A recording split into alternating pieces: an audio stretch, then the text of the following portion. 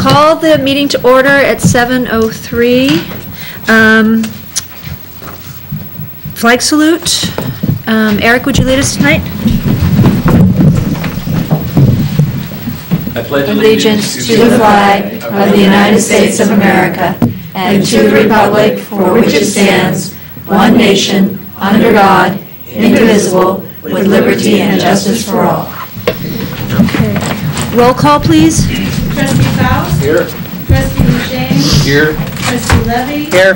Trustee Gould? Here. Trustee Whiteman? Here. Thank you. All right. The board met in closed session for conference with legal counsel, existing litigation, and public employee discipline, dismissal, release, complaint. No action was taken. We need approval for the minutes from January 22nd. Motion, please. I move that we approve the minutes from January 22nd. Second. Are there any changes? Roll call, please. Trustee Faust? Yes. Trustee Duchesne? Yes. Trustee Levy? Yes. Trustee Gould? Yes. Trustee Whiteman? Yes. Thank you. All right. We needed approval for the agenda and the consent agenda. Motion, please. I move we approve the agenda and consent agenda. Second. No changes. Roll call, please. Trustee Faust? Yes. Trustee Duchesne? Yes. Trustee Levy? Yes. Trustee Gould? Yes. Trustee Whiteman? Yes. Thank you. All right. We are to communications. This portion of the agenda is available to the public to address the board on any of the issues that are not on the agenda. The maximum time allowed for any speaker is 3 minutes. LSEA? CSEA? People wishing to address the board? No cards? Correspondence? None. Board Superintendent Communications. You want to go first, Richard? Sure. So, since the last time we met, I attended the kindergarten lottery, which ran very well. I have to say, I've been going to the lottery between being the parent liaison at Ocean Shore and now being on the board. I've gone to the last 8 or 9 lotteries now, and it's just amazing to see the changes that have come about, especially with the addition of transitional kindergarten, and that, you know, removing those 72 kids from the regular kindergarten pool has made such a difference on the existing waiting list procedures, you know, or not procedures, but the amount of kids who have ended up on the list. Let's see, I was lucky enough to be at Ocean Shore helping one day when Teachers College came in and were giving an instructional workshop, so I sat through the workshop and then got to witness one of the labs when they were teaching second graders motivational writing, so that was kind of interesting. I took a drive up to Sacramento and went to Sutter's Board to view Patty McNally's class doing the environmental living program up there, and that's always a lot of fun, and it's just an example of some of the great things that happens here in this district. And then I went to the Pacifica School Volunteers Gathering just this past weekend.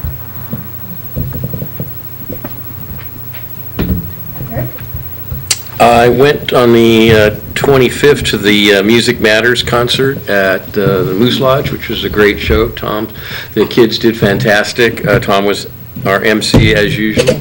Not only did the Cabrillo and Valimar and Ocean Shore and IBL kids play well, but what was really fun was to watch the Terra Nova band play, which is comprised of mostly those kids 2, 3, 4 years older, and it was a great afternoon, and the kids played well. And then what was really special is the Moose Lodge donated $1,500 to the Music Matters program, just to be supportive, which was out of the blue, and really great, a great thing.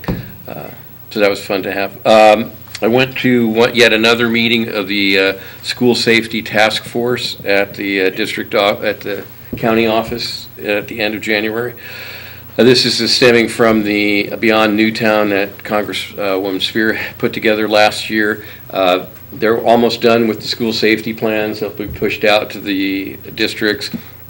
And then they are transforming from a task force into a collaborative to continue working over the next year to address these issues. They made progress in a lot of different areas. If anybody wants to attend, you might want to note your calendar. May 5th, there'll be another countywide meeting similar to the Beyond Newtown from last year. Don't know where or when. Probably that one will probably just be a half day. I don't know if it's going to be at Oracle or where it's going to be. And then lastly, I was with Richard and Joan at the school volunteers party over the weekend, which was nicely attended. We were fed well. And it's certainly a good group of people who were, some of the stories from the volunteers working in the schools were really great, and the stories that Ellie shared and others about the impact, it was very, very moving and very gratifying. So we're very fortunate to have that level of support in the greater community. So it's good that you ended with the PSV thing, because the main thing that I wanted to talk about over the last few weeks is that I've been teaching junior achievement at Sunset Ridge, which is through Pacifica School Volunteers, and that's something that I started doing before my kids were even in school here, and it's the most rewarding thing that I do. And if there's anybody, we could always use more people willing to do that. It's really it works very well for working people because it's a fairly small time commitment, but you'll never doubt that you're making an impact or that the kids appreciate what you're doing. So it's really valuable. Like I said, it's the most important thing I do. Thanks for doing that, Matt. So I went to the IBL PTO meeting. I thought that was kind of fun, kind of interesting. I went to that. What was that last week? I can't get my computer to work today. And but the other thing that I did was I went to IBL Challenge Day. So I got challenged on IBL Challenge Day, and it was pretty intense, let me say. And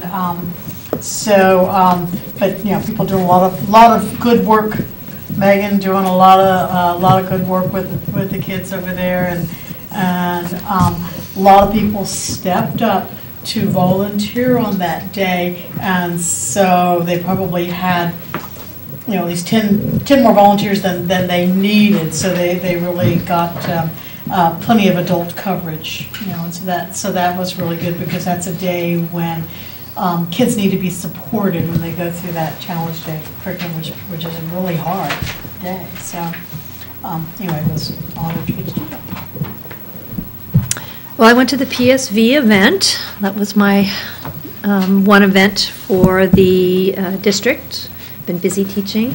I do want to share with the board, if you've not already heard, that Christine Thorstensen, who is the executive director of Pacifica School Volunteers, has resigned.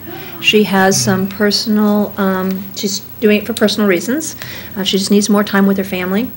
Raising teenagers is a lot of work, and her husband's position has shifted. So anyway, so I see people in the audience. If they could spread the word, we are looking to replace her, and job applications are due February 26th. And that information is on the website. So if you know of any good people that would support that organization, please encourage them to apply. As everybody said, I mean, they provide a fabulous resource into our community in terms of caring people. It's kind of a resource you can't really buy. And the man who spoke really had some phenomenal stories to talk about how it's not so much about the academics, but about really supporting kids in need and changing their lives and being there for them in a time and a place that's quiet and safe.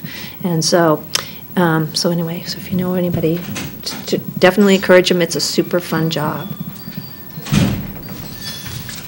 And so a plug for Oceana High School. They're having their exhibition? Senior exhibitions. Oh yes, we need they have 50 more slots. Sorry. So yeah. So if anybody's interested in doing that, I think you could call Oceana High School, and they just desperately need volunteers to support. I mean, these seniors who've done this incredible work and worked with mentors, and then we have an opportunity to go in and observe and listen to their presentation. It's really phenomenal. And PSV Coordinates that. If you can do it, 355-9432. It really is. It's a great opportunity. I have had the opportunity to attend a superintendent's conference, and one of the highlights of the topic was really around how our students are different thinkers.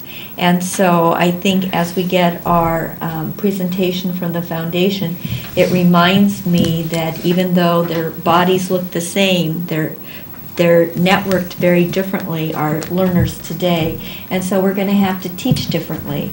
And today I had an opportunity with Andrea. Andrea was representing another district, but we had an opportunity to listen to Phil Darrow speak today about the shift of Common Core. And again, it really resonated with me how we have to, instead of having students want to know the answer, we need to really help them to see what the mathematics is behind the problem they are trying to solve. And so that was just a huge aha for me today as I kept listening, and we talk about mathematical practices, but today it was like, it's not the answer, it's how did we get there? Why do we think we need to use those strategies and those skill sets? So it was a great session today. From the superintendent conference, not only did we talk about curriculum and instruction, but we also talked about Affordable Care Act and the impact that could have on districts, especially as we look at our substitute teachers and substitute employees. So I think that that's something that we're going to really have to think about when we look at our fiscal impact and budgets. They talked a lot about the local control funding formula and the local control accountability plan, which we're going to be working on and we'll be reporting to the board at the end of February. So we just had one of our district leadership team that has helped us to really sort of create and take the input we're getting from our various meetings and try to develop a coherent plan that looks at those 8 priorities from the state. So we're doing some really exciting work in the district, really making those shifts, and so I think it's kind of an exciting time for all of us. And the last thing I wanted to share was not only did I get to see January Jazz, but we also had our joint concert, for lack of a better word, with citywide concert with Terra Nova High School Band and our school bands, and I mean it was incredible in the gym and it was incredible. And so we get to see what our students look like once they hit the high school level, and I'm telling you, I have to applaud Music Matters in Pacifica, the hard work of the teachers, and just the wonderful support of parents and the students' efforts. So thank you. We have 2 presentations tonight. The first will be Pacifica Education Foundation.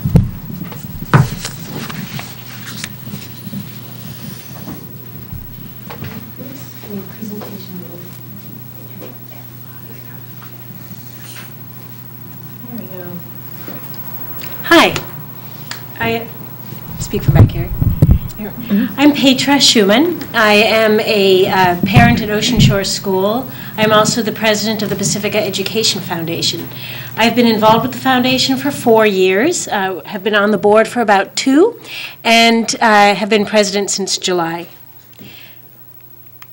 Steve and I are just going to update you on a couple things that have been happening, or what's happening with the foundation. Our mission remains the same. We are protecting and advancing quality education in Pacifica's public schools. We do this by raising funds to fill gaps, supporting the core curriculum, promoting equity across the district, aligning our programs with the school district's strategic plan, and doing our best to attract grant funding from outside of Pacifica. The two main programs that we are funding right now are the 21st Century Learning Initiative, which Steve will speak about in a little more detail, and the middle school music program, which we do through MMIP, Music Matters in Pacifica. But I'm sure you want to hear the details and see some pictures of the kids at work, so let me hand this over to Steve.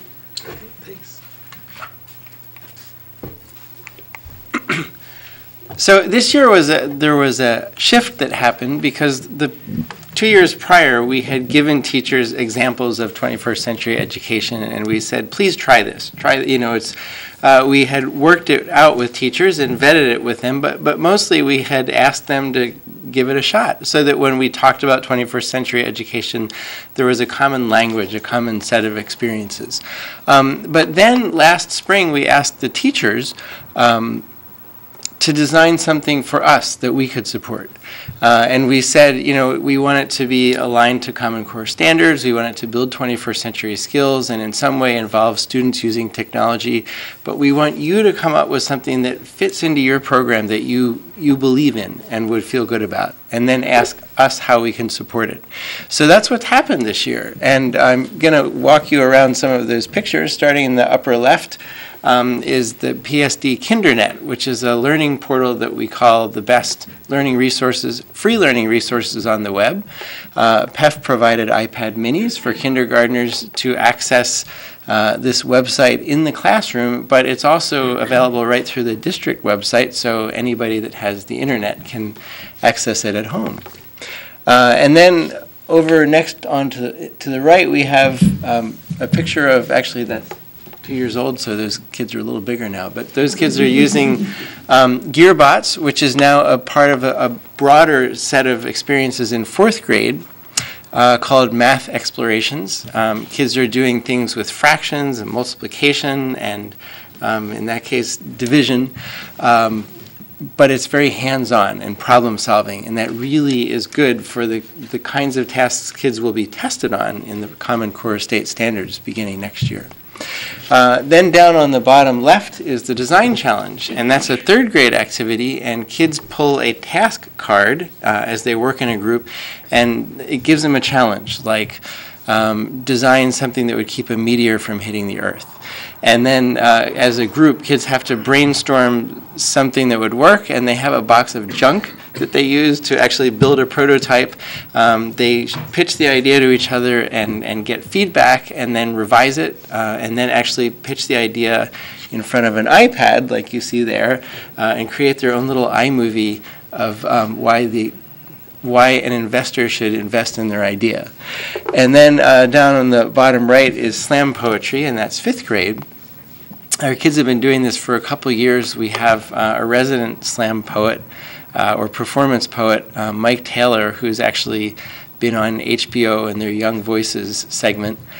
He's amazing. He's this Pied Piper, and he pulls these ideas and these things out of our kids that you look at him and you say, really, you're just in fifth grade and you came up with that, and they really did.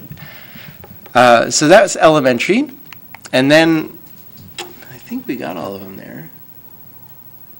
Pretty much. Oh, and then first and second grade are actually doing things where they are filming, using iPad minis, they're filming what's happening in their class, and the kids get to watch the video as part of language arts or other parts of the learning process, and they get to give each other feedback and learn to learn from their own mistakes and their own strengths, and to help each other they learn to build each other's confidence and give each other feedback.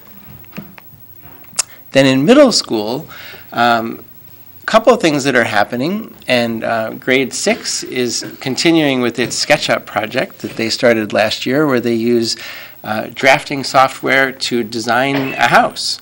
And you'll see the virtual classroom. Each desk there, if you zoom in, is a different lesson that one of our teachers, Phil Hamilton, who also was an architect before he was in Pacifica, kids work their way across the desks. As they do that, they're learning their geometry standards, and in the process, they're also building and costing out a house.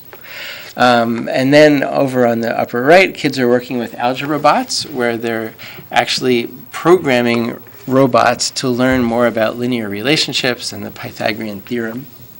8th graders, many of them are doing video documentaries. So you have an example of a girl last spring that did the Channel 8 News at IBL.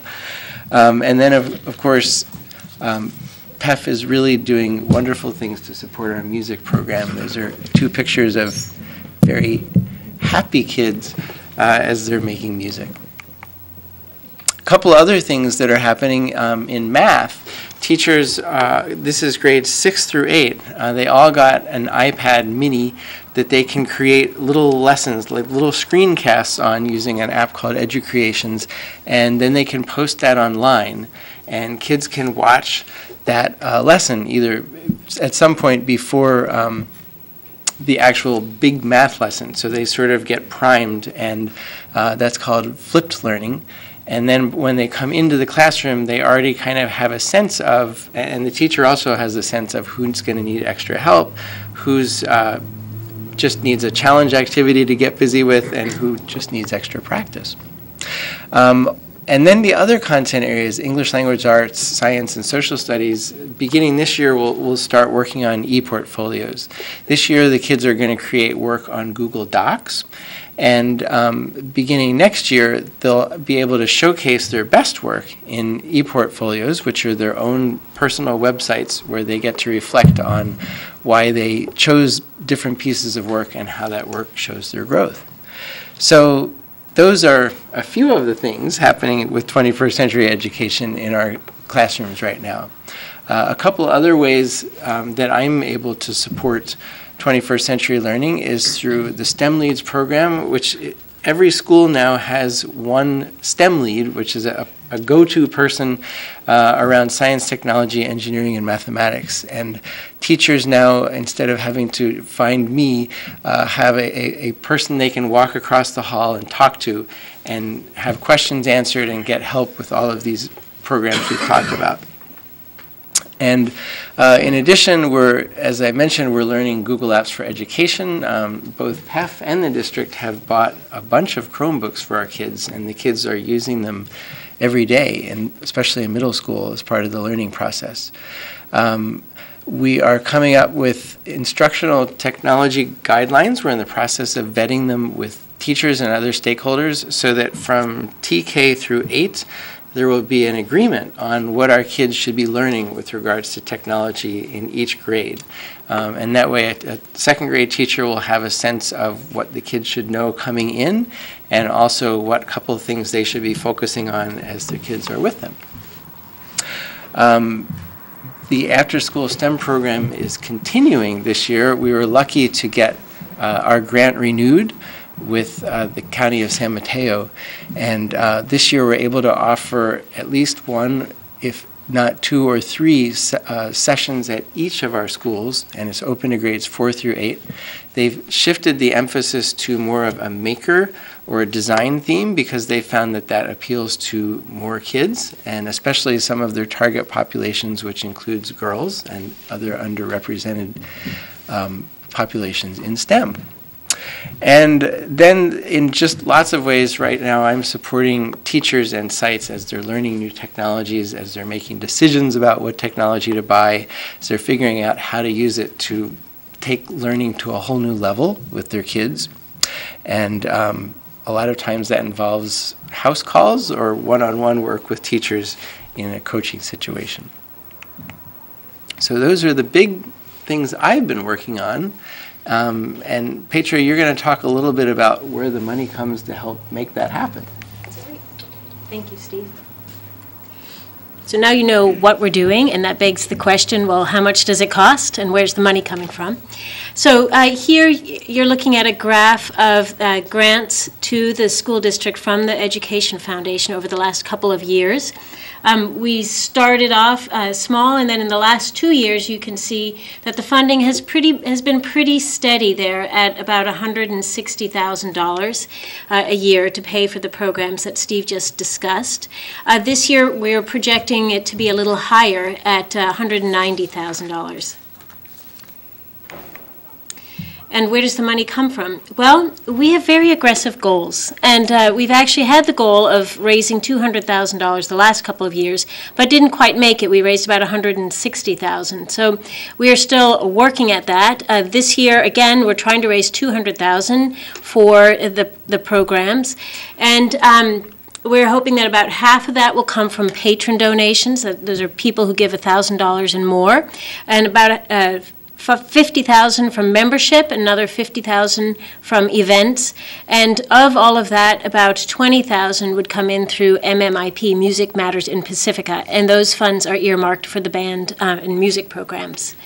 As I said, these are stretch goals. You know, we're working very hard, and we need the community to work with us to raise this amount of money. And the calendar of events is up here as well. You can see that in August, we did the Welcome to the District event for kindergarten parents and other parents new to the school district. Then in August, we did a mailing to all parents called the Back to School mailing, where we asked parents to give $300 per child, and many parents gave, but not that many in that range. In November, we had our 5th annual casino night, which was successful. Then a holiday patron party to encourage gifts at the end of the year. And then in January, we just had the MMIP January Jazz Concert, which some of the board members mentioned was a very nice event and raised about $6,000. Right now, we are in the middle of Donation Week. This is our big annual fundraising week where, again, we send letters to all of the parents asking them to donate. And on Thursday, that's tomorrow, we will have parents on campus, and volunteers on campus collecting donations. We have a couple more events coming up. In April, there will be a family music festival at IBL. This is a new event raising money for the music program. And then in May, we are taking part in something new called Silicon Valley Gives, which is a program put together by the Silicon Valley Community Foundation with the intent of getting people to give locally to nonprofits in their communities. And they are supporting this with a lot of marketing effort and matching grants as well. So Pacifica Education Foundation has signed up for this, and you will hear more about it. And again, it's another fundraising effort. And then at the end of the school year in June, we'll have our 4th annual PEF-a-thon, or Fun Run. But to go back to the salient point for this week, it is Donation Week. Tomorrow, you will see parents out on the school campuses collecting donation envelopes. Here on the pictures, you can see the letter in the bottom left that went out to parents.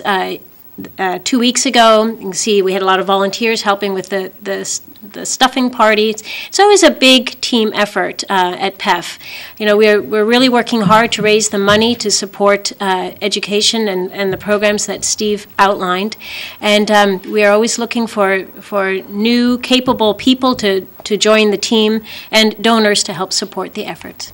So thank you very much for supporting quality education in Pacifica. Thank you.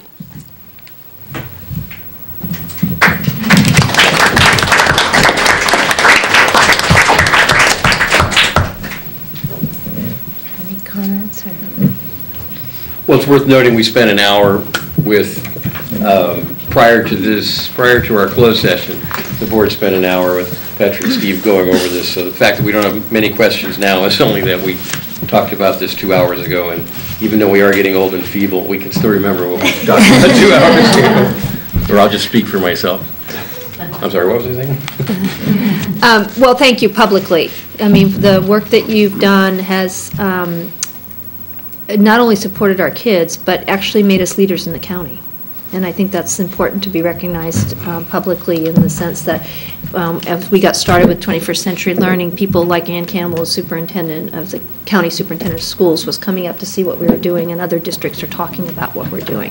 And that extends beyond, you know, PEF is kind of was the incubator, but we have the administrators here who have supported that as well, and so as well as the teachers, and it's been a big transition for everybody.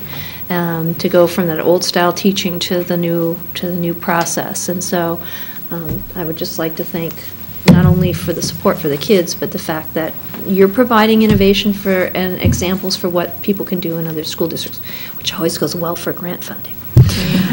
So thank you all very much. Joe? Yeah. I actually, just talk about being old and forgetful, I actually did have a question I wrote down here. Okay. Steve, on the articulation, you had mentioned about bringing it up to the next level with the high schools. How's that working in terms of, what we can do to help? Because our kids are going off with what we've taught them. Are other districts, other elementary districts that feed into the high schools are not probably, or doing as much? How's that? Where do they take it from here? So, that's certainly a great question. And I think it's really going to be our starting point of looking at the technology scope and sequence. Because everyone agrees that people need technology as one of their languages that they speak when they get into the work world and hope to go to be college or career ready. So I think that will start a discussion, and I look forward to seeing how big it grows. And I guess what I would ask, since I sit on the liaison committee with Jefferson High School District, I would love to be kept apprised of how things are going in terms of your efforts for articulation, because Richard and I meet with them. It would be helpful that there might be a board-to-board conversation of helping move that along, or at least have that board members be aware of what's going on so that we could share that with them in that discussion. It'd be nice to know what the other theater districts are doing also. Right. Great, thank you. Thank you. Okay. Thank you. The second presentation tonight is from the American Heart Association, Jump Rope for Heart. So unfortunately, Jessica Broussard, who is the Youth Market Director for the Greater Bay Area, had a personal emergency. Her daughter got ill. So she will not be able to attend this evening, but did send us information regarding our participation from Pacifica School District in support of the American Heart Association, whose mission is to build healthier lives free of cardiovascular diseases and stroke. And so, we'll start with Valimar. They surpassed last year's online fundraising total by $3,000, and their event will be taking place on Friday, spearheaded by teachers Retta, Krista, and Janice. And Valimar remains one of the top schools in Northern California in fundraising. So hats off to Valimar. Ortega is kicking off their Jump Rope for Heart program next month. They continue to raise between $2,000 to $4,000 each year for the Heart Association. And each year I kick off their program with a heart healthy assembly. So Jessica has helped with assemblies for Ortega. Cabrillo holds their programs every other year, and this is their on year. This program, Jump for Heart, is led by Michelle Sullivan, and again, she is a wonderful champion for Jump Rope for Heart. Ocean Shore will be kicking off their event tomorrow, is that right? And have been participating in the program for many years, again, consistently raising $3,000 to $5,000 a year.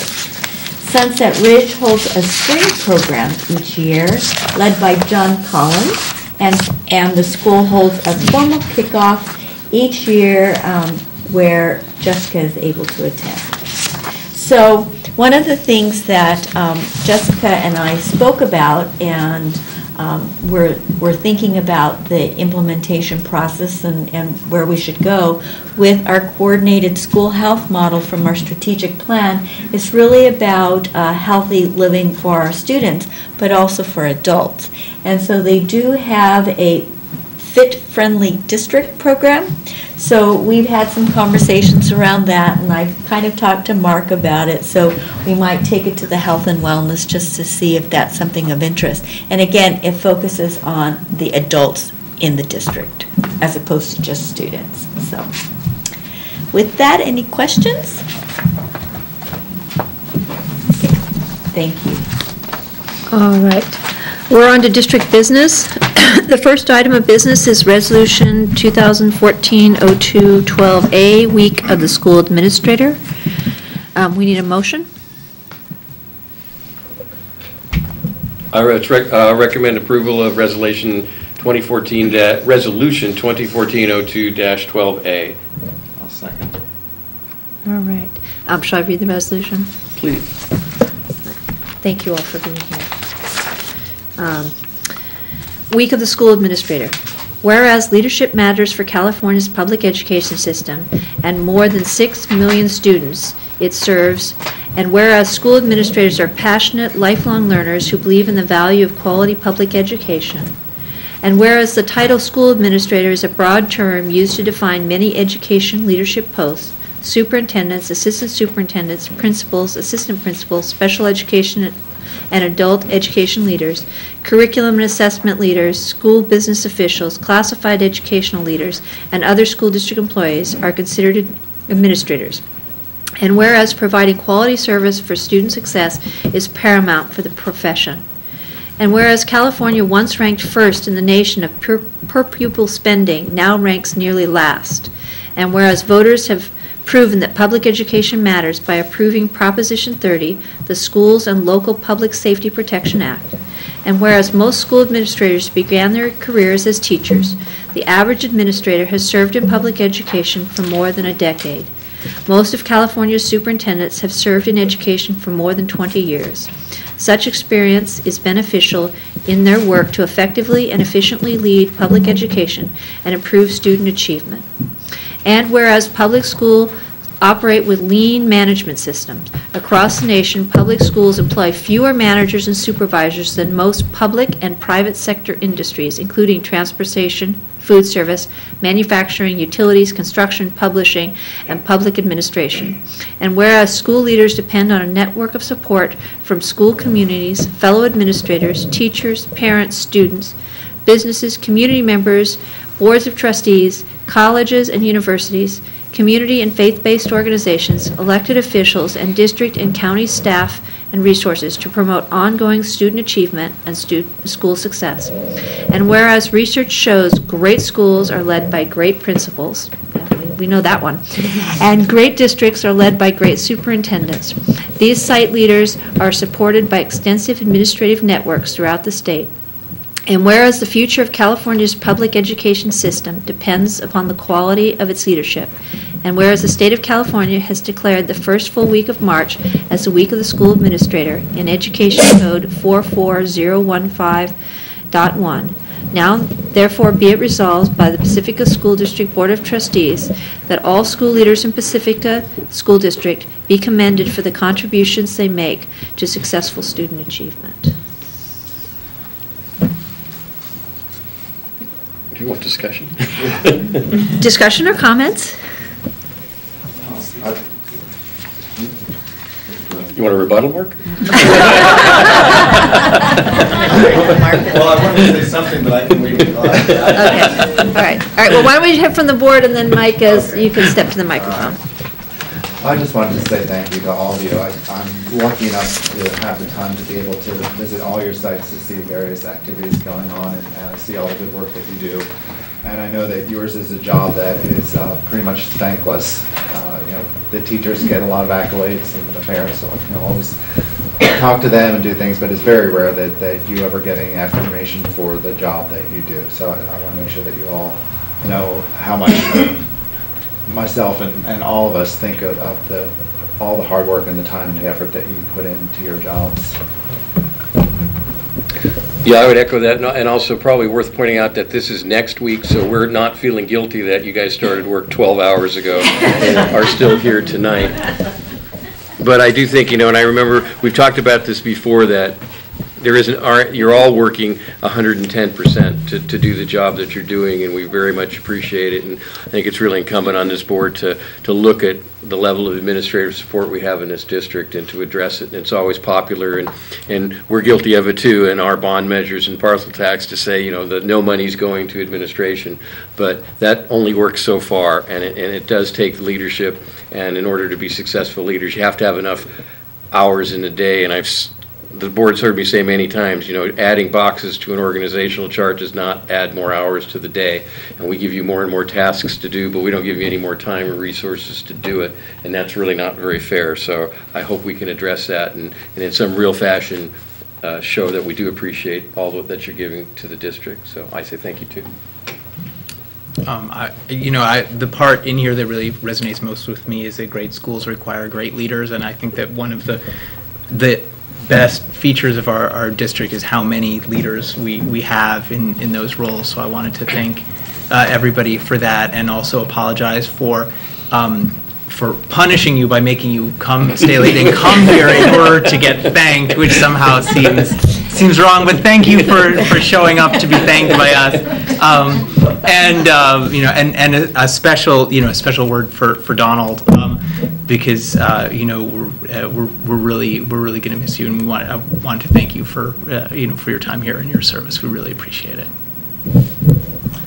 Just want to say thank you to I've been in education for a long time, and I recognize good leadership when I see it, and I really think that you all do a spectacular job. I'm really proud to be part of this school district in that way. And I know I always said I would never want to be a principal because it just, from the outside it does not look like a very pretty job, but you carry it well, let's say. Yeah, well, I especially appreciate the leadership that you provided when we went through some very difficult times. Going back to the pre-2008 meltdown and all of the things that happened around that, and the kind of ugliness that happened about wanting to get rid of administrative staff and just support teachers. And you carried yourselves beautifully through that, not only with grace, but also picking up those extra boxes and helping out. And I think the other thing that I really appreciate about Pacifica, beyond having super principals, is that you all have worked together as a team, and that the team includes the administrators that are here at the district office. And I would like to put the support staff, the Sandy and Beverly and the other ladies and gentlemen here who make this operation run and provide that support, because I've seen you really work as a team and support each other and help each other. And I'll never forget Steve's first presentation with the geese, and they had to keep changing the goose in the front to make sure that everybody keeps flying, and I think we do that very well in this district. So I would like to acknowledge all the administrators and all of the change that you have come through over these past few years. So, and our schools never, and our kids never missed a beat because of you guys.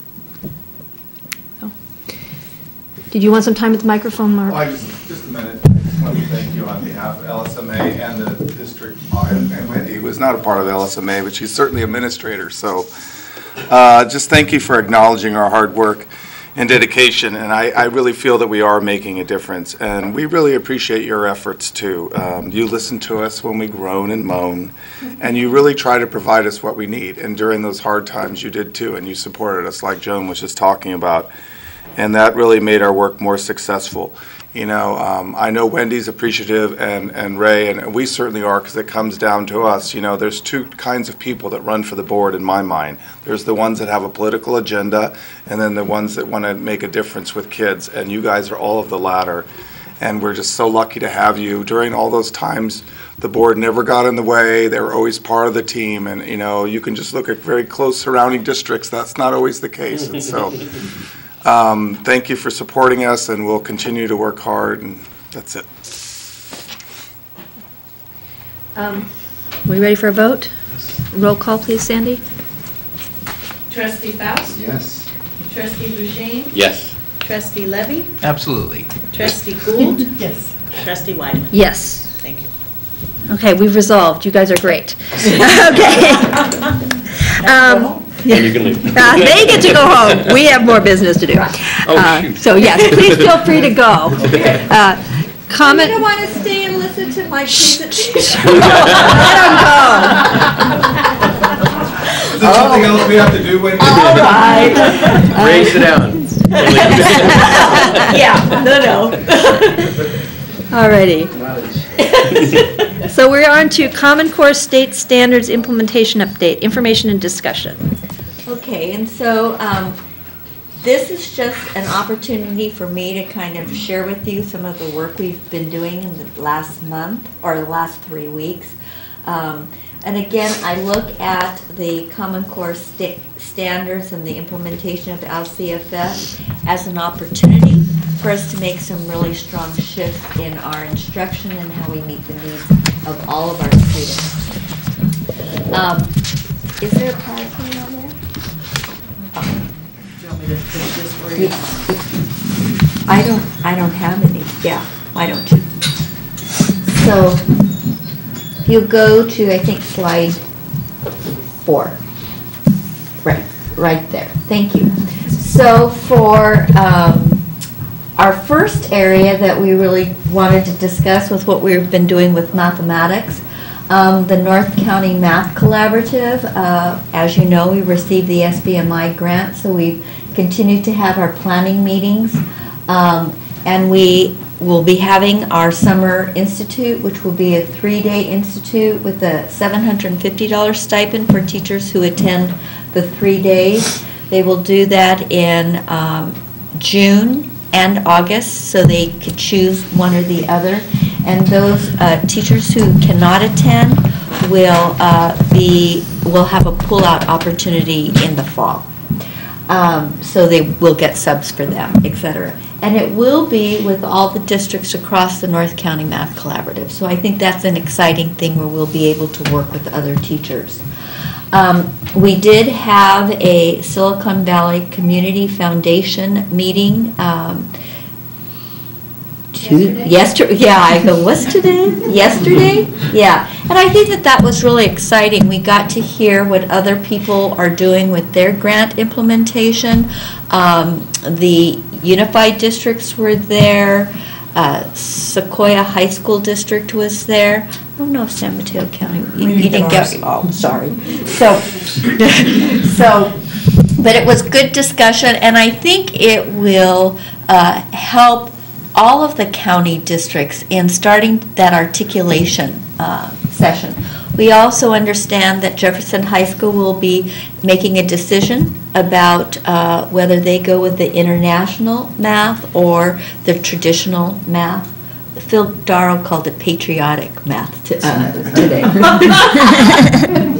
Should I not quote him on that? I thought, oh, that's a clever one. Just this afternoon, this evening, we did have our North County Math Collaborative teacher collaboration time. So at Jefferson High School District, and how did it go, Tina? I think it went really well. Teachers from grade 6 through 12 were in the room, and we talked about the possibility of the international pathway at the high school level and what that would mean for different acceleration pathways for students, different opportunities for them. And then we talked about what shifts teachers, what supports teachers need to make the shifts that they're being asked to make, and what supports students need.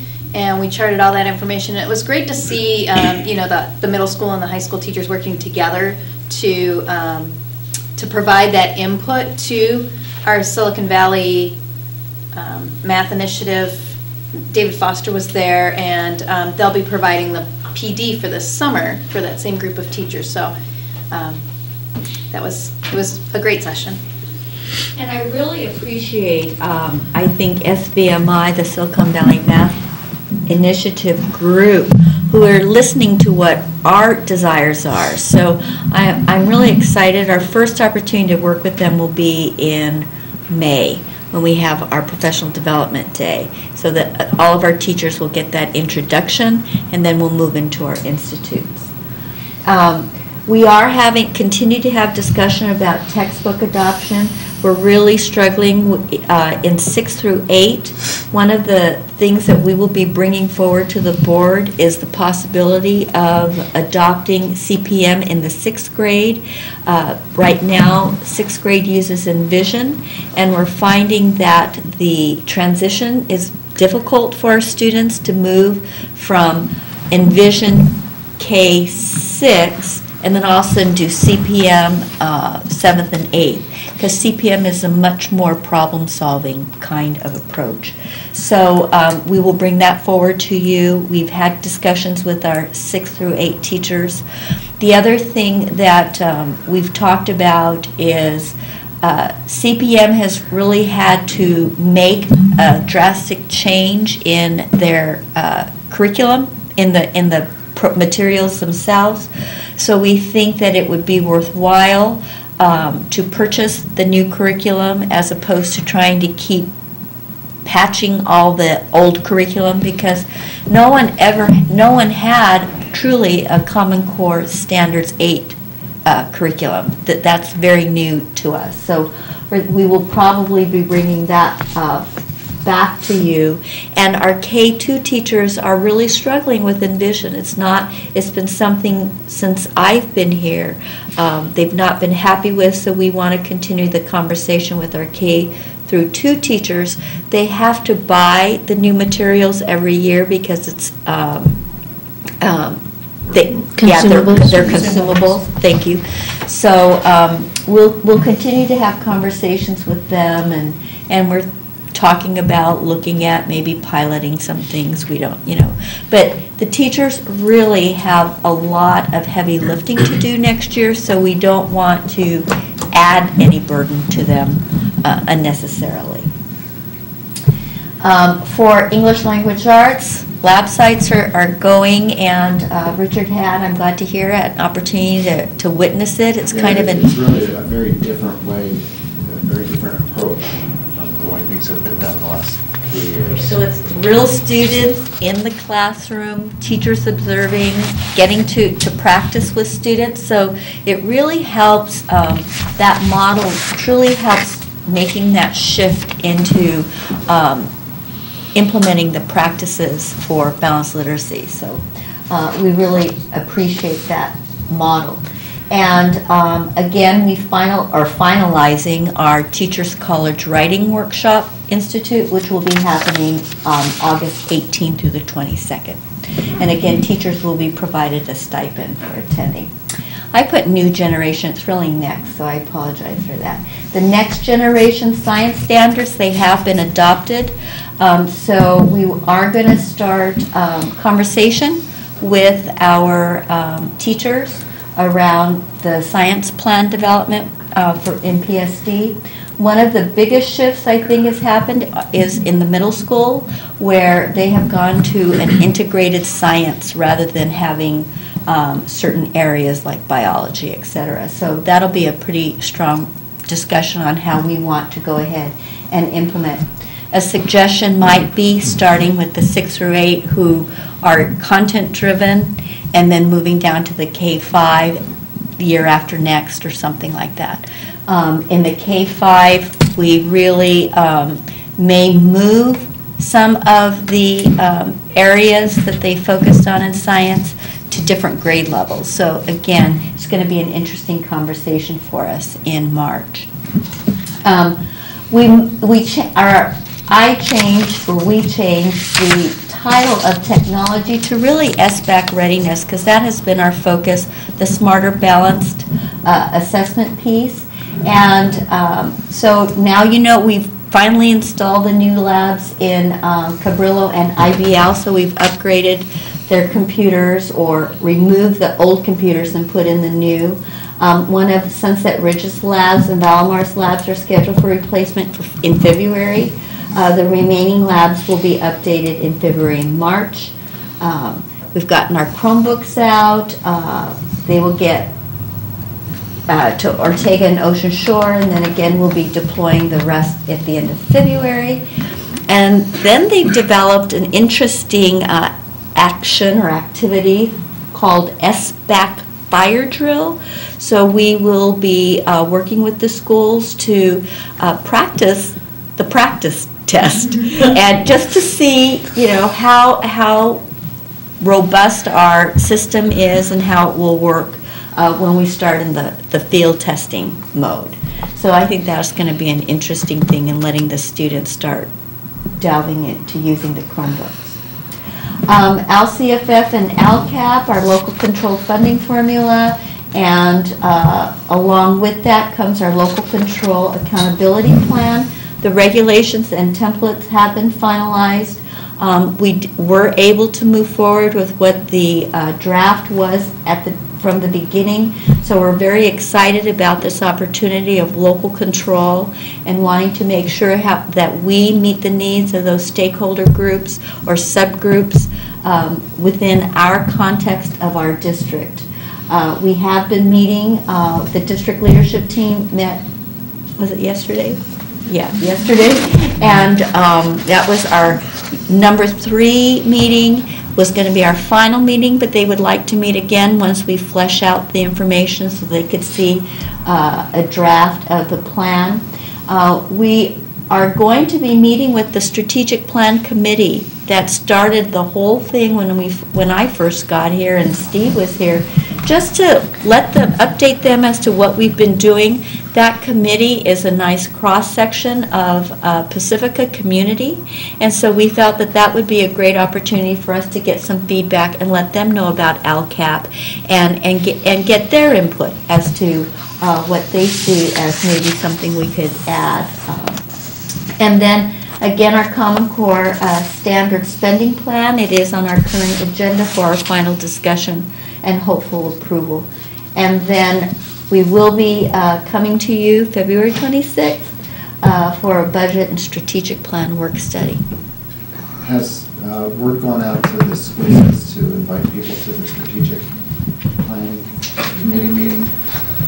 Because I know that's kind of a fluid group also, because that was over a year ago that Right. Some of those people have probably moved on and we need new people to show up. Right, so we've been kind of working on that list. An example is Eric was there for the Library Foundation, and so since he's a board member now, we thought that we would invite like Tom Ball, to the committee. I don't know if we added anybody else, but. Most of the people have RSVP'd that they are going to be attending. Isn't that from the original group? Yes. Isn't that exciting? I mean, we have such a robust group and such a passionate group. And again, we had the university there. We had just a nice cross-section. So I think it'll be, retired teachers came back and wanted to hear what we were doing. So I think it's exciting. Could I suggest, I don't know how much comments or questions people have, but we've got like multiple different topics. Would it be okay with the board if we kind of focused a little bit on math, focused a little bit on English language arts, focused a little bit on science, so that whatever discussion or questions is all kind of focused? And if this looks like we got 1, 2, 3, 4, 5, maybe like a couple minutes for each, and then we'll do a check-in? Does that sound like a good plan? Okay. So my favorite topic, math. Shall we start there? Yes. Questions, comments? So, can I go? Okay. All right. So the CPM 8th grade, that was not out. I mean, the Common Core 8th grade is not out yet. So when do they project to have that available? It is out. It is We just out, don't okay. have to do a formal adoption because we've already adopted CPM for 7th and 8th grade. Okay, so we can buy the materials without doing the formal adoption process. Right, we'll Okay. just have to make the new adoption process for grade 6. Okay. Okay, but then will the decision that the high school makes on whether they're going international or traditional in any way alter what we have to do? For the standard course, no. I think that it could alter our conversation with regards to acceleration. So I think we could postpone that conversation until after we see where they're going. Because they're making their decision in March. We'll have time. And then the only other comment is we've been having this Envisions conversation for years. Do we have to stick with Envisions K2? Can we look at something else? Yes, we can. I think the discussion, and that's why we want to have more conversations with them, is do you really want to adopt a new program when we are moving, are doing the SBMI training? We think that it might be beneficial to us to get some of the professional development and the background regarding the shift Okay. in Common Core state standards, because I think, we could talk about it a lot, but until you're really actually doing it, it's a difficult transition to make. And the other thing is we have had a team of teachers look at the materials that are on the adoption list and they've not found that any of it seems to be significantly different from what we've been using. So, so that's another reason why not to do a formal adoption right now, but maybe pilot some stuff. We might pilot. And totally agree, because I'm teaching out of a Common Core book now that must have been put together by somebody who didn't understand that you have to teach all the content before you assume that the kids know it. So the book that I'm teaching out of assumes that they know stuff. I said, but that hasn't been in the book yet. And I flip ahead and it's in chapter 4 and it's in chapter 5. Because what they've done is they've just resorted the material that they've had. And that's what we're doing. And I think as a district, we would be well advised to, as painful as this is to limp along a little bit, wait for better materials than be stuck with stuff that's really bad for several years. The material will be changing somewhat next year anyways. Well, because some of the stuff, K2 especially, some of the stuff that they're doing will be moving forward a year. Like the quarter hours will be moving from 2nd to 3rd grade, things like that. So until they've seen what the new materials will look like, it might be better to wait. And we are developing through SBMI what they call math units. And so it really is kind of like that workshop model where we're going to be given a structure with our assessments, a pre, a formative, and then a post using Mars tasks that they selected. And then and this is where again my aha was, then we have to look at the tasks and we have to look to figure out what is the mathematics behind it. What are the big ideas? What are the standards that we need to be addressing to support our students in being able to complete these units of study, or math units? I'm not supposed to call it units of study, but math units. So it's really, and so there might be pieces of Envision that we use, and we may use other resources as well. And we have, although I guess it's maybe not as popular anymore, but Engage New York has extremely strong material that is Common Core based, and we think that, excuse me, there are other, and it's free, so there are other states, and that's the beauty of Common Core standards nationally. There are other states that have done extremely good work. And so why reinvent the wheel? So I think it's an exciting time for us. We really, instead of focusing on getting it right, what is the thinking? What are you thinking? What are you seeing? How are you explaining it? Do you get the concept? So Wendy, that's a big shift as we talked about today, and that's a shift in expectations in the classroom. And we can go to these meetings and go, wow, this is a big shift. But until that gets to the classroom teachers on how to do that, and a restructuring of lessons, and a different way of thinking of, how do you conduct a class, and what kind of questions do you ask, and how much help you give and don't give to the students as you let them persevere and struggle through things. And so we need to keep in mind that we can find problems, we can find curriculum, but we have to provide professional development and collaboration time for our teachers to make this work and make it happen. Mm-hmm. Eric? And along with that, how are we going to provide the professional development time for the parents? Very good point. We talked about that too, and I think that it's going to be something we really need to be thoughtful about and plan for in implementing, because it will be different. they may not be getting those worksheets anymore, right? I mean, that's kind of the hope. So we're going to have to do a lot of training. We somewhat have started it, just going out to the schools. Tina has been to several PTO meetings, et cetera. And I think that we just need to continue that conversation with them and sharing the materials and information. The principals do a great job. PSV has started to do all of the parent workshops at the schools, so they support that as well. So we could start giving them those problems and showing them how we teach the lesson in the classroom. The other thing we've talked about is homework has to look very different. It can't be finish this at home, which is what we all grew up on. It's really about thinking students are still going to need to know their multiplication table and their addition and subtraction facts. But it may be, you might get one problem that you might, as a family, want to struggle with and think about. And then you can bring that back to school and share among your classmates. So it's truly different, and that's truly a good point. I mean, we really need to do that. And that's a big pushback you'll see with CPM. I don't understand this. Exactly. Because it's more like that. It's more problem-based than it is. Well, and I think it speaks to all of the Common Core is that,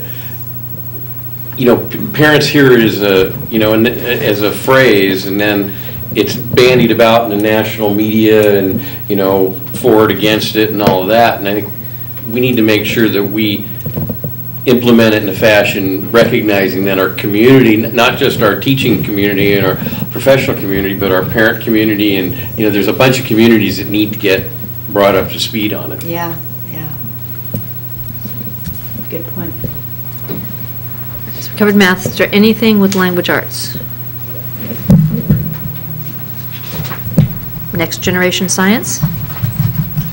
So, the next generation science comes with those practice standards. They have their own set of practice standards, and there may be some shifts in critical thinking in science, just as there are in math. And so, being kind of thoughtful about being prepared for those changes too. Mm-hmm. And so again, we're just introducing at the beginning of March, and I think that they'll start to see how those shifts are happening. Yeah. San Mateo County Office of Ed will be coming out, working with us. Who's on the science committee? We are going to ask that. She's getting good. Boy, you stepped into that, man. I have a list. You don't have to name everybody. I was just kind of curious how long that's been named. There's teachers in place representing all of the schools, and I think that, and it's the one thing that I not have a lot of are the primary grades. Much more in the intermediate level. So I just need to make sure that I'm thoughtful about that. And we do have a couple of parents from Ortega who have done the science program there. Yeah. So they will be here, and I felt like they have a real robust understanding of the various kits of the various grade levels. So I thought that they would, That's a good idea. they would bring in that information too. But yeah, the names are like... Oh, Mary Chang is one of them. Yeah, Mary is coming. All right, so we'll go to that question. Do we have any questions about the SBAC readiness technology? Are we ready? We seem to be ready, and we're going to have a fire drill? Yeah, that's going to be exciting. Yeah, I'll be interested to hear the report back. Okay, let's be positive. And then I think Richard, but that was a fireman joke. Oh, I see. Fire drill. And any questions or discussion about the fiscal component of this? I was just going to ask, would it be possible for me to sit in on one of the DLT sessions? I'm kind of curious what. Oh, sure. We haven't scheduled one yet because that was the last one on the yesterday. But the next time we'll invite you. Okay. right, so we're through that. Kind of on March 5th, there's a CSBA, LCFF training. Yeah. Somewhere. It'd be interesting to go.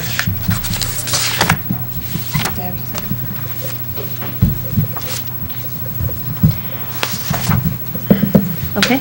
Yeah, before we move, I just wanted to say thank you for the updates. Like, I really appreciate these. So then, I think it helps to really be able to see exactly how much you guys are doing on this, and special thank you to Tina for the technology piece, because that's really, it looks like that's really going very well, and I really doubt that everybody can say the same. Like, I don't know how it will go elsewhere, but I'm very confident that it will go well here. Yeah, I'm excited.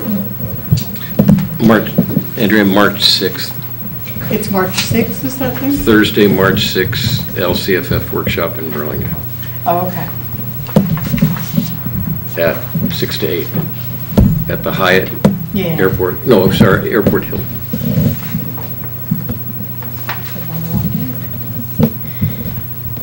Okay. Because I do have connectivity. Again. All right, so the next item is Common Core Spending Plan. This is an action item. So I brought this to the board last meeting, and there's been no changes.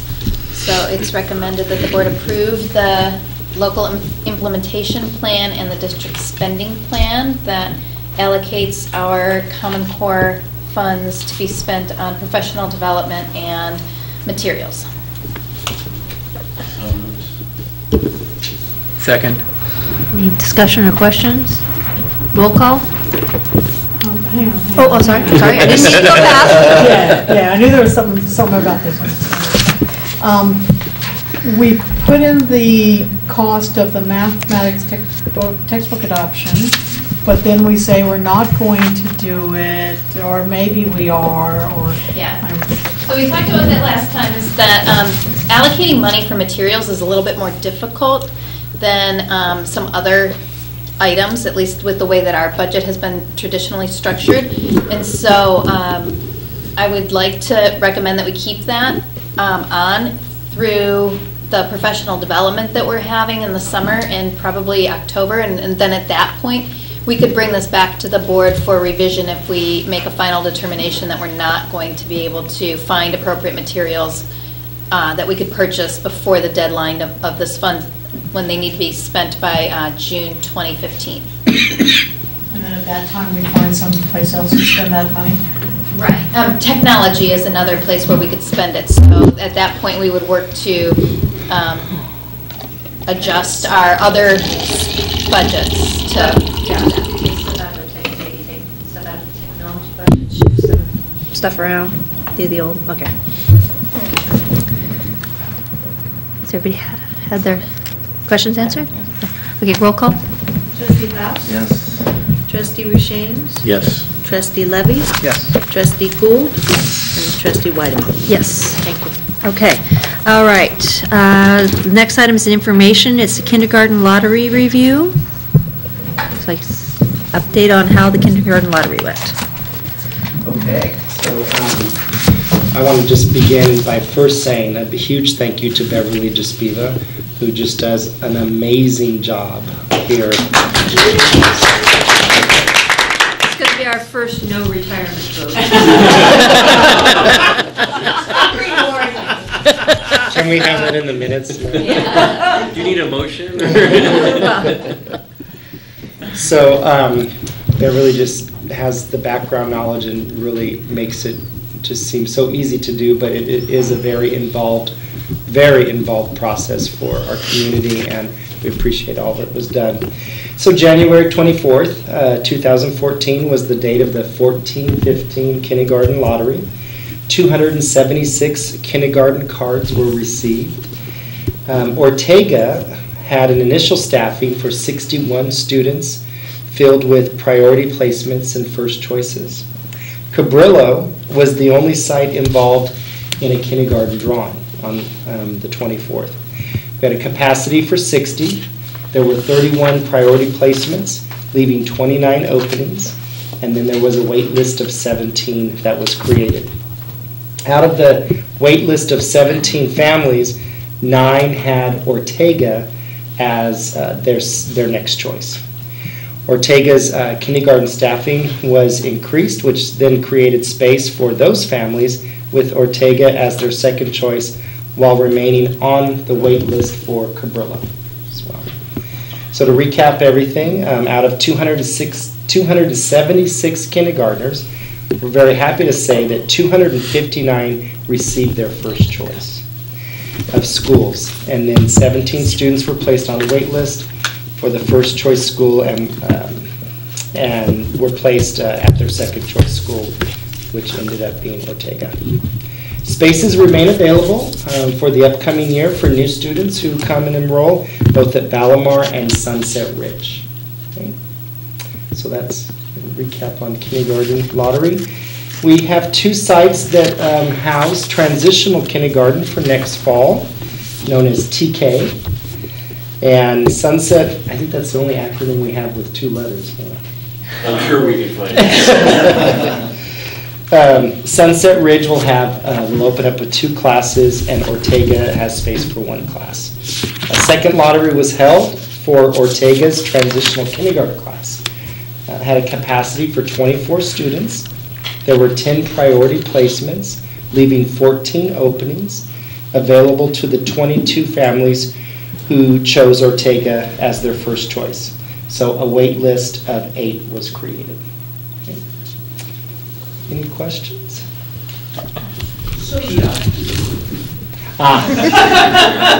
Duly noted. We're playing acronyms. Yes, duly noted. You knew that you were going to lose. Yeah. So the 8 waitlisted kids, they're up at Sunset Ridge, or they're just not going to TK? No, they will be for Sunset Ridge. Okay. Yes, we have space there. You have space there. Does 29 openings at Sunset Ridge mean we have we're going to lose a section there, a teacher? We have a historical trend of enrollment coming from now all the way up until the opening of school. So for Sunset Ridge, and so it's wise for us to keep those openings. Eric? Actually, that's a question I had on historical trend. How do these numbers match up with past years? Are we going up or down or sideways? I'll defer to Beverly on that. Adding our kindergarten and our TK numbers together, we're kind of evening out, because in the past, it was all kindergarten. Now our kindergarten is being split between 2 grades. So we seem to be still level. And the way we're running this year, if you look at the 299 cards at this time last year for kindergarten, but only 28 transitional kindergartners. This year we have fewer kindergartners, but a higher number of transitional kindergartners. So at this point, we're leveled out. And there'll be more enrollment to come. There will be. Thank you. Everything? All right. So the next item is the budget development calendar, which is an action item. So as you know, we start working on the budget for 2014-15. Now in January, we start getting the state's proposals, and we'll be working on developing the budget through June, when the board does the final adoption of the budget. And so under AB 1200, which is fiscal accountability, the board is required to develop a budget development calendar and to note the specific deadlines, which is on the second page. When the certain requirements happen. For example, January is when the governor's budget is released, and then in March, the board will receive the second interim report for this year, as well as a projection for next year. And then in May, we'll be able to start drafting a tentative budget for 14-15. We do have our study session set for February 26th, and the difference this year is, as we're developing the budget, we'll also be working on the LCAP plan.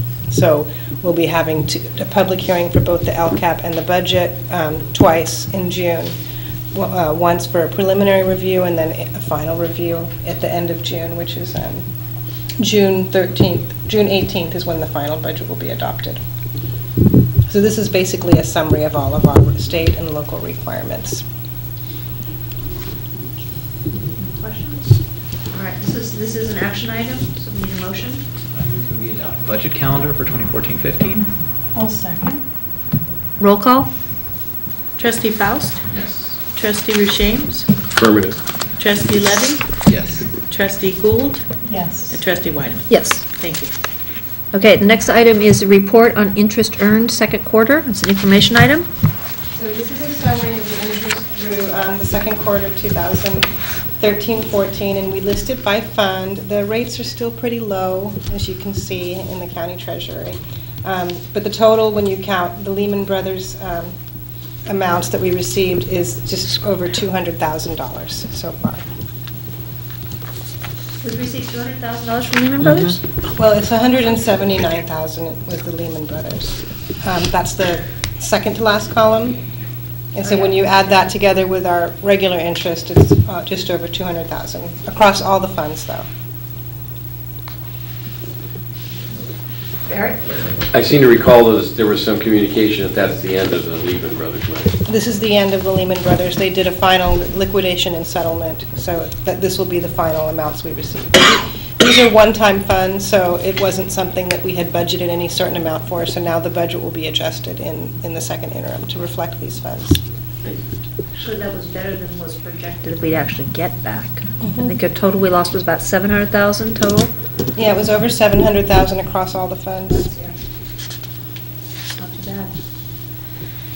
All right.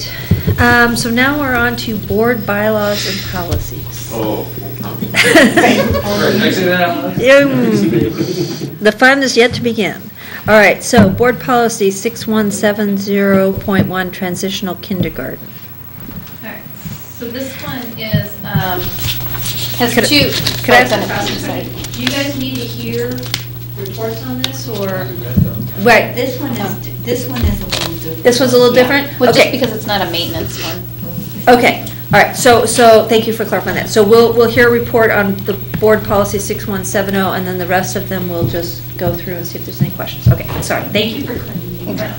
Right, so this one's being brought outside of the maintenance rotation. There are 3 changes that are being proposed, and the first and the last are pretty minor. The first being that the policy used to outline the rollout of the TK program with the age dates, and since that's completed, we can simplify that part. And then the last one is just to clarify about following district procedure for kindergarten registration after completing TK. The middle recommended change is more substantial. Initially, the board adopted a policy that determined that the instructional minutes for TK would match those of the kindergarten at the site that housed the TK program.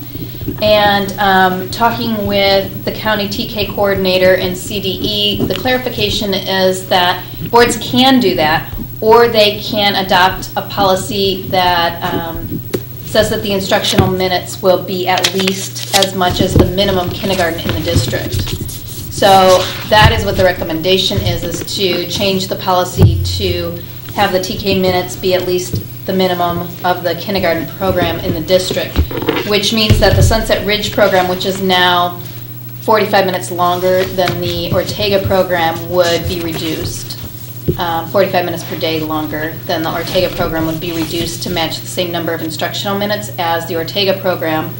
And this would allow us to offer comparable programs at both sites, since it serves all of our students, since there's only the 2 TK programs in the district, so to have more consistency. The Sunset Ridge program would still continue to have a lunch program within the school day, and of course they have on-site aftercare programs for low or no cost. We got the TK teachers and the TK principals together to look closely at this proposal before making it, and found that while Sunset Ridge's TK program does offer more free choice activities in the afternoon than Ortega's program is able to, they're also seeing a higher incident of behavior problems with students in the afternoon than the Ortega program. So I think that this matches with the intention of TK as being a transitional program to kindergarten, and will support our students well. Questions?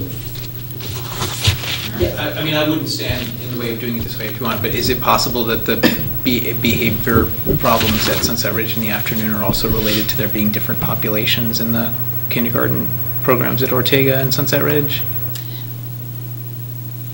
We could speculate on a lot of different reasons, I think, and it's not significant. I mean, it's noticeable, but it's not overwhelming the program. I mean, the kids are, they're still safely participating in the program. One thing we did to mitigate that a little bit is we added some instructional aid support there in the afternoon. So.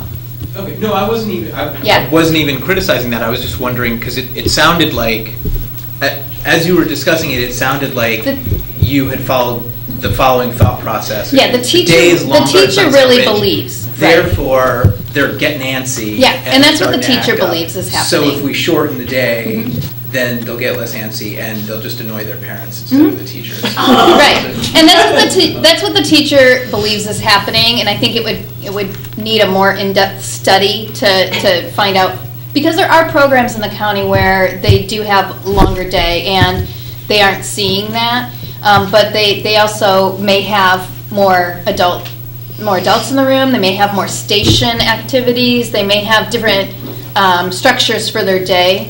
So, but the teacher is seeing the kids are different in the afternoon than they are in the morning. That they're having a harder time attending to what they're supposed to be doing. Okay. Well, one of the shifts in the whole issue of these kids were too young for kindergarten, right? So the idea is these are little guys, So they need to have that kind of maybe even naps. And that these are little guys, there's no kind of special certification for doing the TK, right? There isn't, but we have been sending our teachers to the county training programs that have been offered. They've been attending. So they are getting some professional development in how to meet the needs of these younger students. Okay, so we'll bring that back on consent. Okay, here we go. Board Policy 0420.43, Charter School Revocation. Seeing nothing. Board Policy 2210, Administrative Discretion regarding board policies. Okay, I had one particular comment about that, and I think I sent it to staff. If I didn't, I apologize. No, you didn't. Okay. Sometimes I think about these things. And that had to do, this is policies regarding basically in time of need, making a decision to outside of the board policy, and it says superintendent or designee. I'm just wondering if we, at this point, with something as serious as this, to clarify who that designee may be, such as a cabinet member. Sometimes superintendent designee can mean a principal or an administrator at a site, and with something as important as this, I'm thinking that we should be a little more clear so that there's no confusion as to who those folks are that can go outside the board policy as necessary. What do you think? I saw a yes, as I saw kind of a no. I don't know. I was going to say, let's assume something happened and say, Wendy was at a meeting in San Mateo or something, and something happened that needed to be dealt with, and it was at Ortega, and Wendy wanted to, say, designate Mark to deal with it, like that. I would be okay with that. I think if we're gonna give the superintendent the latitude to deal with it, then I feel like if she wants to designate somebody else to deal with it for whatever reason that she's not able to, I think that, In my mind, the superintendent's dealing with it then. My concern is when the superintendent's in Machu Picchu, and this happened, and the associate superintendent was at a meeting, and the CBO was at a meeting, and I came down here, and it was like, and people were, they were working, but they just weren't on site and necessarily accessible. So the question in my mind came to, who's next, kind of thing.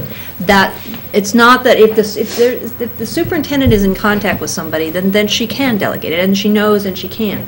But in the event that the superintendent is not available, who's the next person to make, that chain of command? So the process is, and so this might be something that you might want to consider, is to have like a set protocol, which may change depending upon the board, et cetera, but, designee kind of allows you that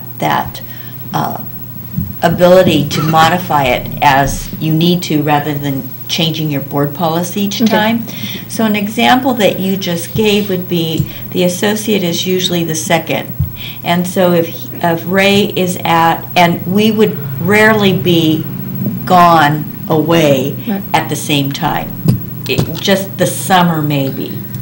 But then there will always be Josie, so between the three of us, we try to cover the district and be available. If Ray were to be at a meeting, he would be contacted to then delegate that responsibility to someone.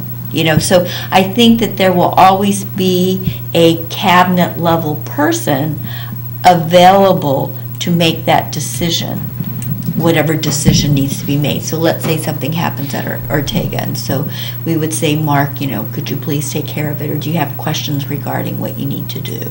That type of thing, so. And it has to come back to the board anyway, and then, I would imagine if it was that significant, somebody would call you as the board president and say, we're thinking of doing this, like if, now's a good time to tell us that the board will have a cow. Or something like that, but I don't know. What do you guys? I don't know, the way I read it, maybe I'm not reading it the same way, but to me, it says in any situation where immediate action is needed to avoid risk of safety or security of district students. We're talking about essentially an emergency situation where I think I read this as us essentially covering our staff to make a decision in an emergency that they have to make. And so it's only going to be rolled out when there's a crisis, where I think you need the maximum flexibility, and I wouldn't see the need to restrict that. If it's not an emergency and you have a calm, chain of command, you don't need this. This is only for when that's disrupted by some emergency, and it protects the principal who's making those decisions because there's nobody else. And it kind of speaks to what we were working on with the school safety planning, is empowering staff at all levels to make decisions in emergencies, to not wait for the district office to respond, that you got something in front of you, deal with it. So I'm okay with the way it is.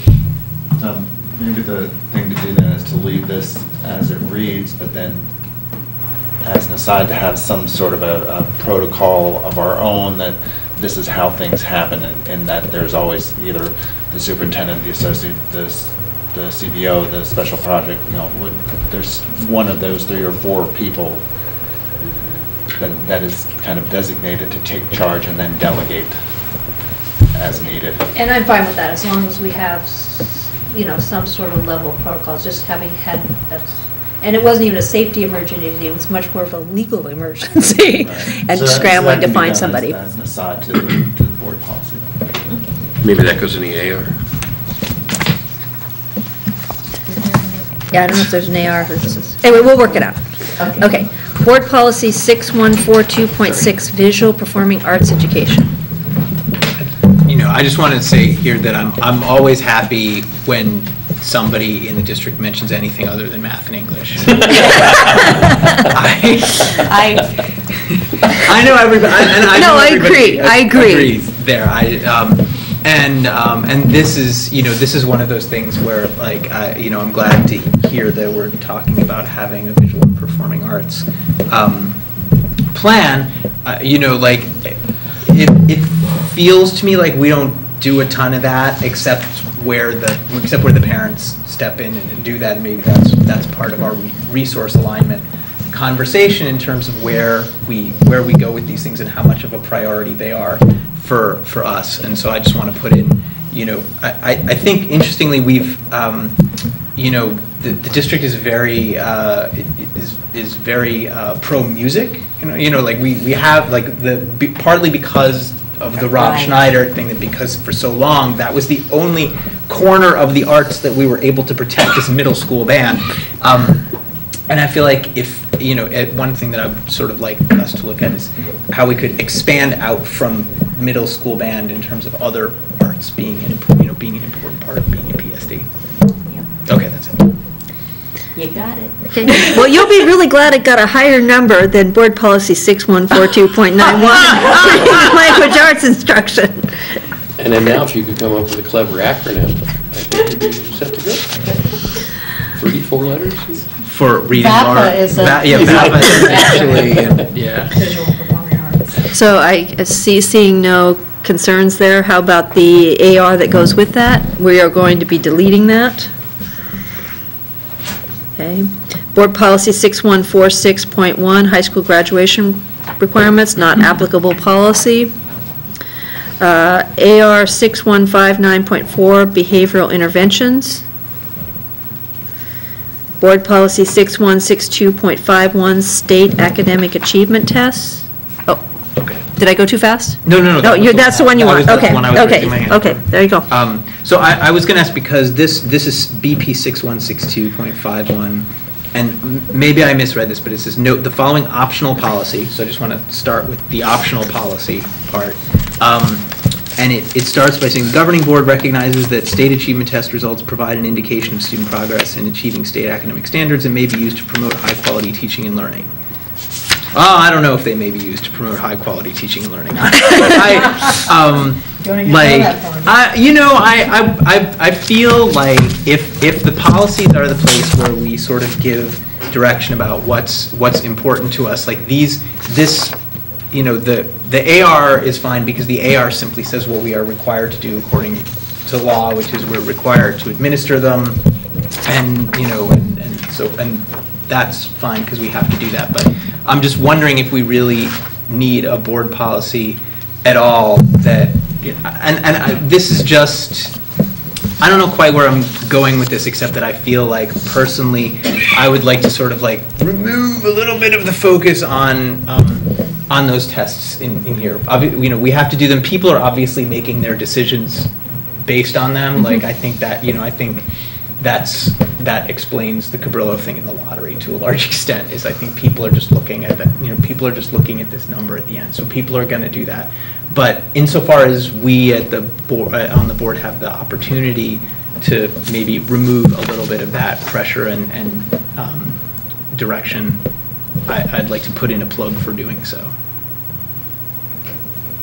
Do you have some recommended language change? We have to have, I think, correct me if I'm wrong, in order to have an AR, we have to have a board policy? Right. Because the board policy is the policy and the AR is the how we do it? Right. Okay. Now, and the other thing is, even though they say it's an optional policy, you still have to you still implement the new exam, the California Assessment and Student Performance and Progress. So I'm wondering if, there could be a change in the language that could support. Now they use the word. They use the word may. They're not saying will. May. May. I would say we could just drop that whole first sentence. That's my proposal. Let's just drop the first sentence. Like the superintendent or designee shall administer the mandatory student assessments and so forth, because they got to do that anyway. But the governing board doesn't need to suck up to the test. So struck. That's my. Is that the word you're suggesting? That the governing board doesn't have to suck up to the test to some extent. No. I could add that. I'd support that. Oh, we've reached that time of the night, haven't we? Anyway, there's my suggestion on the table. You guys do as you wish. It's a lovely idea. I agree with you. Okay. Okay. All right, so we are now, AR 6162.51, that's the regs for the student academic achievement tests. Okay. 6164.2, guidance and counseling services. Do you remember, Wendy, is it the BP or the AR that has that I paragraph think it's that I was confused by? Yeah, and I looked at what I wrote to you, and I thought, I gotta. No, that totally made sense, actually. So there was a paragraph in one of these that said, students that are 12 and older can meet with the counselor by themselves. Page 5. On the BP. On the BP, okay, there you go. So page 5 of the BP, it's at the top, right? It said that note, like, students that are 12 or older can meet with the counselor on their own, but the parents will still be involved. And I thought, what does that mean? What's the point of them meeting on their own if the parents are involved? And then you explained what that means is that the counselor will then tell the parents, we've been meeting with your child, but we're not telling you about what, or something like that. And they can inform, because it's really about trying to build partnerships. But the issue would be that we would want the student to feel comfortable in coming to the counselor and having that opportunity. And when they're 12, then they can do that without a parent saying, I agree to allow the counselor to meet. And that's kind of the standard practice we have, and our standard practice has been that the counselors do inform, even though they may, there could be certain things that they might not, because it's not necessarily of import, but especially if there are things that they feel they can assist the family and the student in making some shifts. And that's where I think the input, or to provide the parent with that input or the guidance, whatever it says, is what it's intended to do. Oh, okay. I mean, my question with regard to that was what happens in a case where, for instance, like the student is reporting violence in the home or something? Like, obviously, what if a student is trying to report that, but obviously the parent is not going to say, yeah, it's okay, my child can talk to the counselor about. So then it becomes, and there's a sentence in there, unless the professional person determines it would be inappropriate to share. And so if there are issues that we feel stem from the family, then we would seek out other assistance.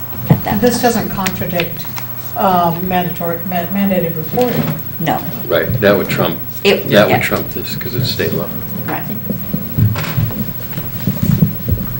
Okay. Yeah, I mean, it's clear. It's clear now. I just, when I read it, I didn't quite. Yeah. As long as we're all clear on what it means. Okay. Andy, you know? You see what I'm talking about, having designees? Sandy's in charge. All right, so the next one is AR 6164.2, which is recommended to be deleted. Board Policy 6173.1, Education for Foster Youth. AR 6173.1, Education for Foster Youth. Board Policy 6176, Weekend and Saturday Classes. The AR 6176 that goes with that is recommended to be deleted. Board Policy 6177, Learning Programs. Is that summer learning programs? Board Policy 6179, Supplemental Instructions. AR 6179, Supplemental Instructions, recommended to be deleted. Okay, those were exciting topics. Okay, future agenda items.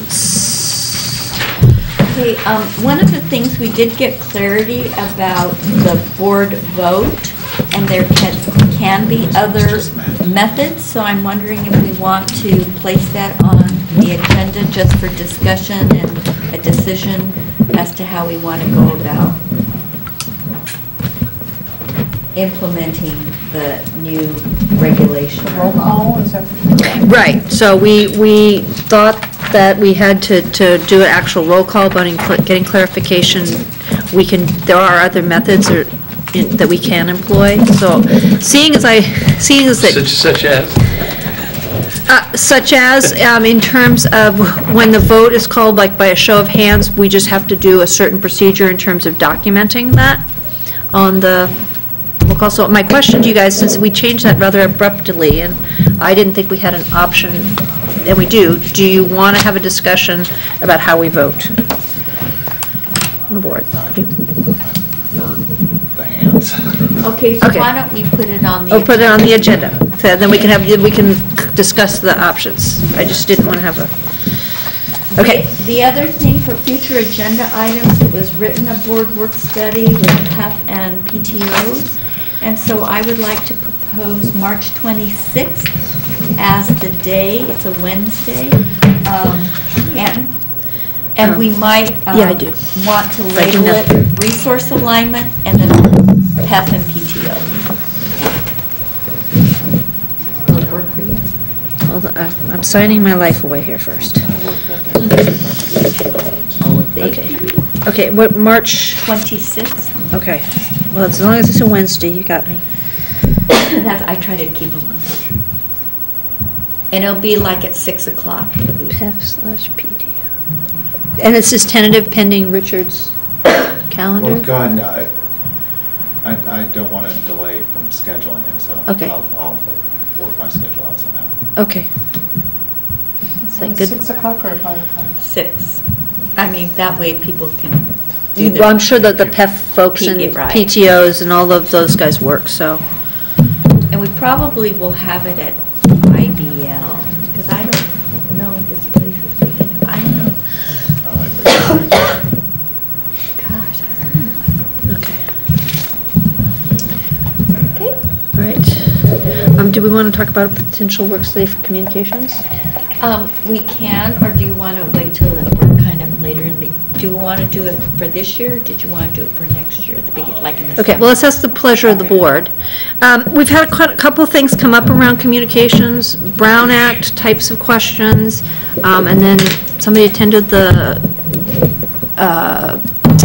meeting regarding emails, and there was one other communications piece, questions that have come up. So the question is do we want to have a work study relative to communications around email, responding to when members of the public send out things to the board and responses? Do we feel we need any kind of meeting to address any of those issues or questions? I think we need to address those issues and questions. I don't know if it needs to be a separate meeting. Facilitated, like. I mean, and we need to get some answers as to. Okay. Clarification as to, I mean, I'm now saving all of my emails since I went to that session, and we talked about that there could be a technological way, if that's saved on our server, then I don't have to do that. So there's some questions, I don't think I need a special study session if you want to have it part of another study session, or some way to just get us some answers as what's best practice that we should be doing. And we are going to be working on that with the superintendent, so as soon as we get more information, I can. Okay. Did anybody have any questions or? It's the budget. Yeah. About Brown Act kinds of things? I know that I had heard some stuff floating out there, but I didn't have specific questions. If anybody's, I just want to make sure everybody's feeling comfortable. Okay, and communications with the public, we feel comfortable? Okay, all right. Yes, sir. Just for a future agenda, some discussion, information, I guess it'd mostly be information item about water saving to the drought. Oh, I'm sorry, that was my job to get back to. What can we do to? And you know, it was interesting because I just got an email from what is it called? DSA, DGA? The Department of General Services? Yes. In- TLA? Yes.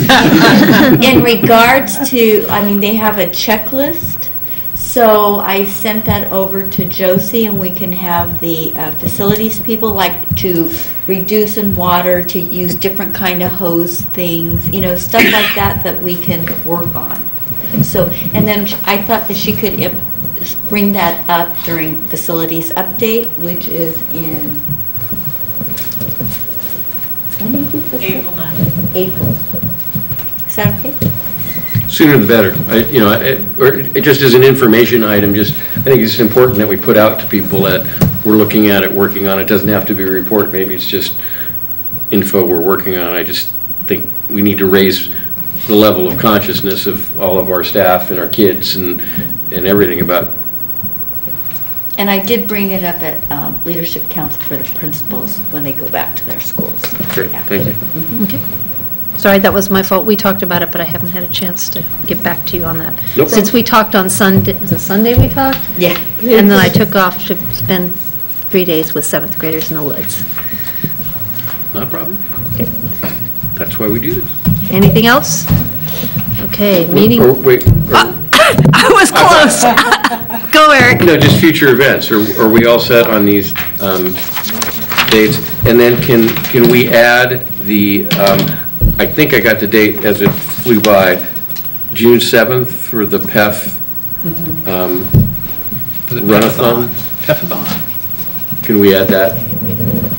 It's just helpful if events like that show up here. It kind of helps me remember. Well, I mean, and I think that's a good question. Do we prefer Pacific Education Foundation events? Do we want to have those listed so that is that too much to ask?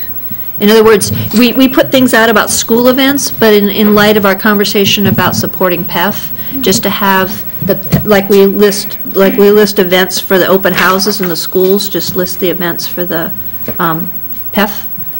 Now, that wouldn't move us to listing events for the individual schools who have things happening, like Boo Fest and.